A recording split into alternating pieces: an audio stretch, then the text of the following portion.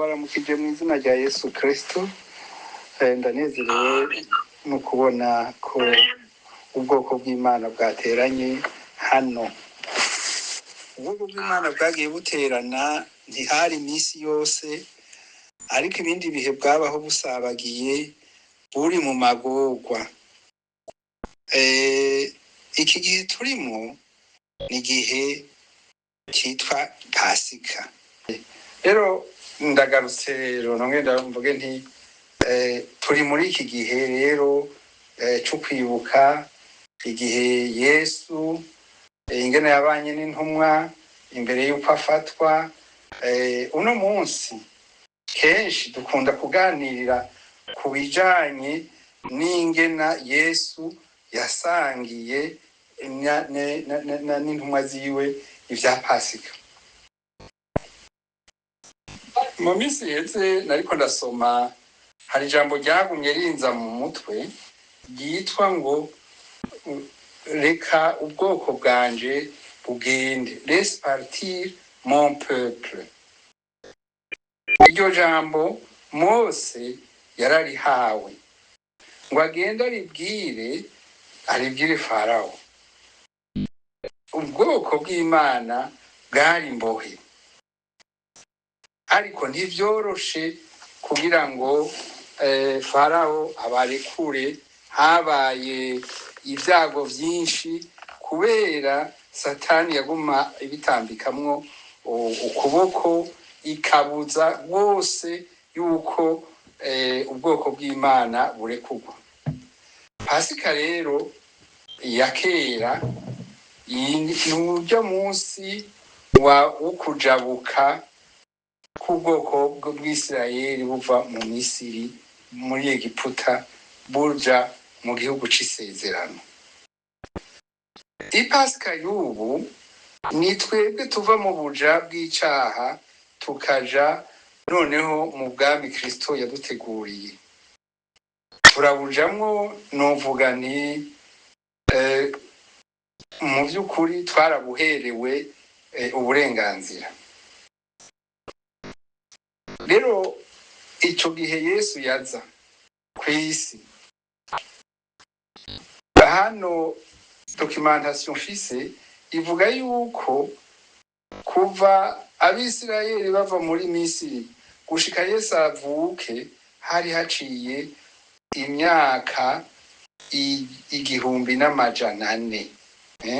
Bagereranya ko ari umwaka 1,100. Ni imyaka myinshi cane. Umugenzo rero wo kwibuka ico kintu cabaye waza ari umuco mu kubaho kw'Abanyisirayeli, kandi na Yesu kila mwaka yarawuhimbaza. Uwo mwaka rero wowo wabaye ibidasanzwe. Umwaka wabaye ibidasanzwe, niho tugira dusoma amajambo makeyi ajanye n'icakoretse kuri uyo munsi. Turasoma muri Luka hariya 22. Niko turahera ku karongo k'indwi. Umutwe w'amajambo uvuga ngo Yesu n'abigishwa basangira ivya Pasika. Umunsi w'imitsima itambiwe urashika. Urumva mu mico yabo uwo bakwiye kugaba ko umwagazi w'intama wa Pasika, mu mico bari basanganywe. Atuma Petero na Yohana, arababarira ati nimugende mudutegurire ivya Pasika kugira ngo turye. Baramubaza batugomba ko tubitegurira hehe? Arabishura atumve, mumaze gushika mu gisagara murahura n'umugabo yikoreye umubindi w'amazi, mumukurikire mu rugo ajamwo, mubwire nyene urugo mutumwigishagize ngo indaro iri hehe, ahasangirira ivya Pasika n'abigishwa biwe. Nawe arabereka icumba kinini co mu nzu yo hejuru gitunganijwe, abe arico muteguriramwo. Baragenda babisanga uko yabibabariye, bategura ivya Pasika. Igihe gishitse aricara ngo arye, kandi intumwa nazo ziricarana nawe. Arababwira ati, kwipfuza nipfuje cane gusangira namwe ivy'iyi Pasika ntarababazwa. Ndababwire, sinzokongera kuryako kuwiryako kugezaho izoshikira mu bwami bw'Imana. Uwo munsi rero baragize Sainte Seine nkuko tuyita ngaha, ameza meranda. Ingena vyagenze birahepfo, murashobora kuvyisomera. Vyari ibintu bikomeye, ariko navyo nyene dushobora kubisoma. Yabira igikombe agishimira Imana, arababarira ati, mwabira iki mugisangire, kuko mbabwira yuko uhereye none ntazokongera kunywa ku muzabibu kugeza aho ubwami bw'Imana buzozira. Yabira umutsima awushimira Imana, arawumanyagura, arawubaha, arababwira ati, uyu n'umubiri wanje ubatangiwe, murakore mutyo kugira ngo kibe icibutso canje. N'igikombe akigenza atyo. Bahejeje kurya, arababwira ati, iki gikombe ni isezerano risha ryo mu maraso yanje abaviriye. Amen. Yesu rero yarabasezeye, bahimbaje uwo munsi. Yari umugabo w'imyaka 33. Byaboneka ko yari akiri muto, si imyaka yo kuvuga ngo ni imyaka myinshi, ariko yarababwira ati, kuva ubu ndahejeje, tuzosubira kubisangira kugeza aho ubwami bw'Imana buzozira. Kuva uyu munsi turindiriye ubwami bw'Imana ko buza, kandi ubwo bwami bw'Imana twugururiwe umuryango wo kubujamwo, wo kubwinjiramwo na Yesu Kristo. Uyu nyene umwami wacu niwe yatwugururiye umuryango wo kuja mu bwami bw'Imana. Amen. Kuko ubu Yesu, mwibuke ko yari amaze imyaka 3 agendana n'intumwa, agendana n'intumwa, ababwira amakuru menshi y'ijuru, kuko niyo yaje kubigisha. Ariko imbere iyo myaka yindi imbere yaho ntiyigeze akora umugirwa nk'uyu. Yavuze ngo tuzohore tuwukora tumwibuka. Mu bintu yadutumye ko tuzohora dukora twibukiriza niki, ariko kandi hari n'ikindi yadutumye kubatiza. Yego rero ubwami bw'Imana buri hafi. Tumaze iminsi turi mu ntambara, twumva intambara hirya no hino. Hari insiguro nyinshi abantu baziha, bakavuga bati, ubu rero umwami Yesu araje kuko habaye ibi n'ibi, none nukuri harageze. Turi mu nzira, iyo turiko turaja, turiko tugenda duhura n'ubwami bw'Imana buza nabwo kuri twebwe, bugira buze kandi ntibugitevye. Ntawuzi umunsi n'isaha. Mbega ico tubera ciza ni iki? Ico tubera ciza nuko twoba twiteguye.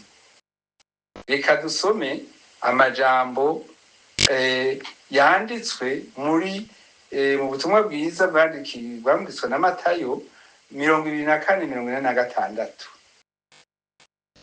24:45 na gushika ku 46.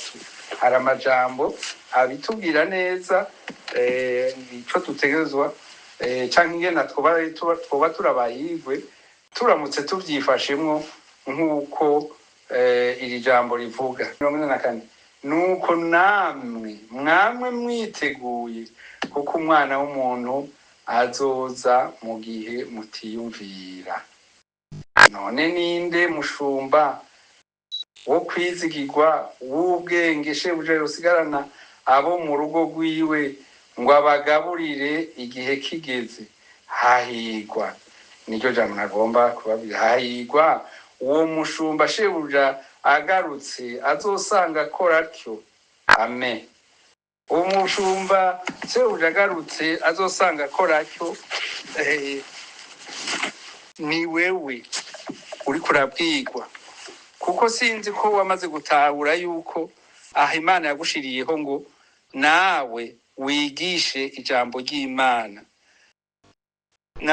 Hariho ngaha muri ino groupe bamwe haravuga ati uno munsi hariho ubwoko bw'Imana bwantumiye ngiye kuvuga ijambo ry'Imana hariya. Namwe ntimukagira aho mwitinya, oya, Imana iragufasha, niyo ibikuvugiramwo, niyo imenye icugaburira ubwoko bw'Imana. Haraho ugenda ufise n'integuro, Imana ikaguhindura ikakwereka ibyo ubwira ubwoko bw'Imana uwo munsi. Umukozi w'Imana yanditse Zaburi 139 yaravuze, kandi natwe n'iryo jambo dukwiye kwibwira muri kino gihe, kugira ngo ntituze dusumirwe canke ngo dutungurwe nk'uko abanyarwanda bavuga ngo Mana nsuzuma umenye umutima wanje, nuncace umenye ivyiyumviro vyanje. Mana nsuzuma umenye umutima wanje, nuncace umenye ivyiyumviro vyanje, urabe yuko hariho inzira y'ibibi yoba iri muri jewe, undongore mu nzira y'ibihe bidashira. Kuba turi ngaha ni vyiza, kuba turiko turavuga ubutumwa ni vyiza, ariko kuba kandi dutunganiye Imana nayo tubona ko turi mu nzira nziza, nico gikuru. Nico rero ko turi muri ibi bihe byo kwitegura, dukwiye kuba duhagaze tuzi neza, canke twibona yuko duhagaze neza, duhagaze mu kuri kw'ijambo ry'Imana. Muri Matayo twarasomewe, twarigishijwe inkuru y'inkumi 10 zari zatumiwe ku rubanza rw'ubugeni. Izo nkumi 10 zajanye amatara, kandi ayo matara yasaba kuba afise amavuta. Bamwe rero bagiye bibangikanije amavuta, abandi ntibatwara amavuta y'iruhande. Umugeni agitebaganye hagera kuza amatara, bamwe babona ko amatara yabataka, bakenera amavuta. Ati reka tugende kuyarondera rero kugira ngo tugaruke mu rubanza. Ariko bagarutse basanga bugaranywe, ubwo rubanza ntibarugiyemwo, kandi bari bagwiteguriye. Aha turi benshi turi muri uru rugendo. Mana y'imwijuru irabizi, iratubona, kandi irabona ko turi benshi turiko turajayo, ariko twese ntituzoshika mu gihe tutazoba dufise amavuta akwiye. Muri abo izo nkumi zimwe barishe bazitagizira iz'ubwenge, izindi bijuju. Ndashaka ko wewe yoba muri izo z'ubwenge zigendana amatara, zikaba zifise n'amavuta akwiye, kugira ngo umukwe niyaza ntizibe zugaraniwe hanze. Yesu yavuze ngo agiye kugaruka, bazosubira gusangira umuvinyu n'intumwa ngo ubwami bw'Imana buje. Rero hariho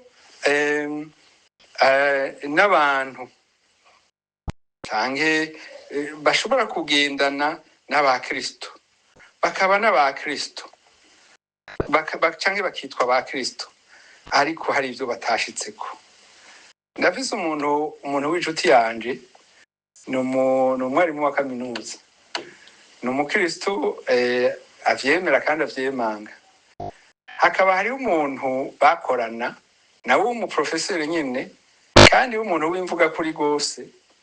Umunsi umwe bategura igikorwa donc ibintu vy'ama expose bavugamwo ivyo kwizera. Aramubwira ati none wewe nagomba ndagushiremwo kugira ngo nawe uzogira ico uvuze. Reka atereka jewe haja je sinizera. Ati je sinizera. Numubabaro. Ariko ijambo ry'Imana riratubwira ngo niwatuza akanwa kawe kandi ukizera mu mutima wawe yuko Yesu Kristo yazutse, uzokira. Reka tubasome ni 9. Kuko niwaturisha akanwa yuko Yesu ari umwami, ukizera mu mutima yuko Imana yamuzuye imukuye mu bapfuye, uzokizwa. Ku mutima ari wo muntu yizeresha akaronka kugororoka, kandi akanwa akaba ariko yaturisha akaronka agakiza.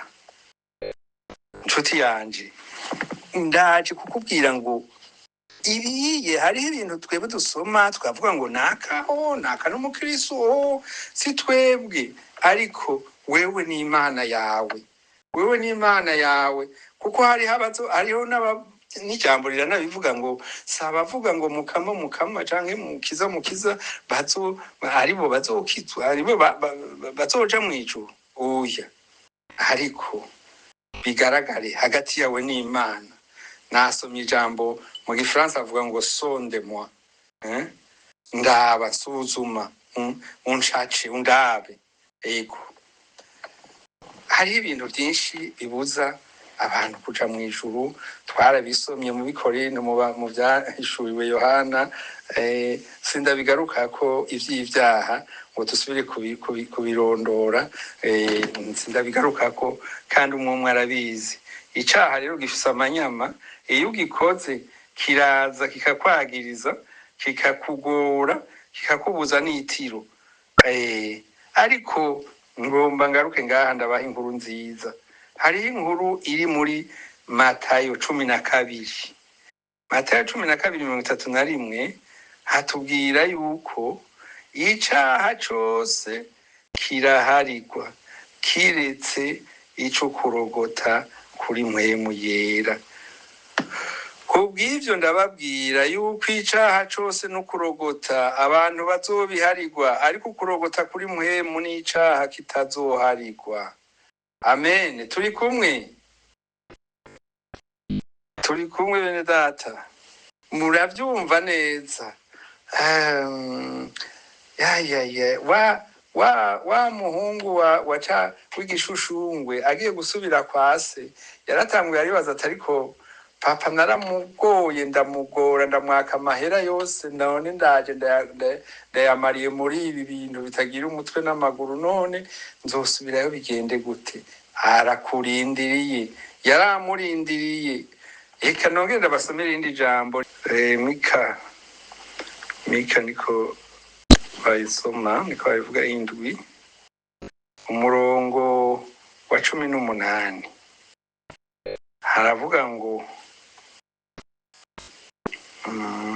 haravuga ngo niyihe Mana ihwanye nawe iharira ibigabitanyo, ikirengagiza igicumuro c'amasigarira yabo yiziziye. Nuhorana uburake iminsi yose, kuko uhimbagwa no kugira imbabazi. Uzohindukirira utugirire ikigongwe, uzosiribangira ibigabitanyo vyacu munsi y'ibirenge vyawe, kandi uzoterera ivyaha vyacu vyose ibwina mu kiyaga. Amen. Kuko ukuri kwawe uzogushitsa kuri Yakobo, n'ikigongwe kuri Aburahamu, arivyo nyene warahiye basogokuruza uhereye mu bihe vya kera. aha dusomye ko iyi Mana yacu iratubabarira ibigabitanyo byacu. Ngaha nyene turaha tugende imbere y'Imana tuyibwire tuti we uratuzi sondenu turabe udugire cekinge urabe aho duhagaze nabi uduhagarike neza. Twarakosheje, twarasubiye inyuma, twaravuze, twariyumviriye, twarakoze ibitahuye n'ubugombe bwawe, ariko utubwiye ngo uzotubabarira kandi ngo uzota ibyaha byacu mu kiyaga, tuzosubira no kuvyibuka. Niko ijambo ryawe rivuga. Bavuze ngo uzoduhindukire utugirire ikigongwe, uzosiribangira ibigabitanyo byacu munsi y'ibirenge byawe, kandi uzotera ibyaha byacu byose ibwina mu kiyaga. Amen. Ni kuri ano majambo bene data mpereje ko ndababwira nti Imana irabakunda, Imana iradukunda, yifuza ko uwo mwanya yaduteguriye ngo tuze tubonane koko ko tutowuhomba. Nico gituma ijambo ry'Imana ririho.